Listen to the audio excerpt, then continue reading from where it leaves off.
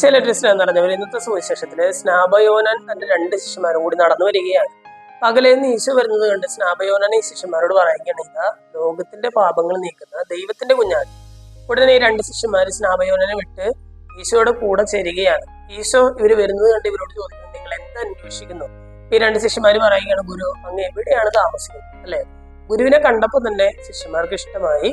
അദ്ദേഹത്തെ അവരുടെ പുതിയ ഗുരുവായിട്ട് അവർ സ്വീകരിക്കുന്നു. ഉടനടി ചോദിക്കുകയാണ്, അങ്ങ് എവിടെയാണ് താമസിക്കുന്നത്? ഗുരു ഇത്രമാത്രം നല്ലവനാണെങ്കിൽ അദ്ദേഹം വസിക്കുന്ന സ്ഥലം ഇതിനേക്കാളും മനോഹരമായിരിക്കും. അത് ഇവർക്ക് കൃത്യമായിട്ട് അറിയാം. അത് കാരണം ആദ്യം ചോദിക്കുന്ന ചോദ്യം ഇതാണ്, അങ്ങ് എവിടെ വസിക്കുന്നു എന്നുള്ളതാണ്.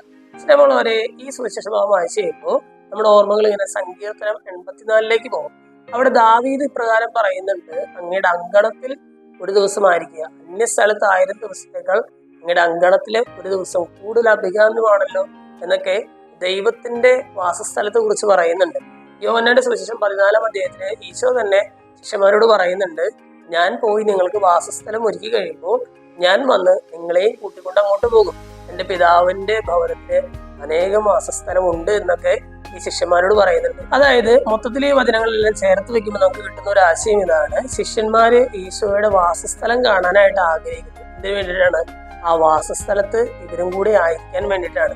ഇത് തന്നെയാണ് ഈശോ ഒരാളെ ശിഷ്യനായിട്ട് തെരഞ്ഞെടുക്കുമ്പോൾ ഈശോയുടെ ആഗ്രഹം എന്താണ്? ഞാനായിരിക്കുന്നിടത്ത് ഇവരുമായിരിക്കണം എന്നുള്ളതാണ്. സ്നേഹമുള്ളവരെ, ഇന്നത്തെ സുവിശേഷ ഭാഗം വായിച്ചു കഴിയുമ്പോൾ ദൈവത്തിന്റെ വാസസ്ഥലത്ത് എന്ന് പറഞ്ഞാൽ സ്വർഗത്തില് നമ്മൾ ഓരോരുത്തരും എത്തിച്ചേരാനുള്ള ഒരു കൃപയ്ക്കായിട്ട് നമുക്ക് പ്രാർത്ഥിക്കാം. ദൈവം എല്ലാവരെയും സമൃദ്ധമായിട്ട്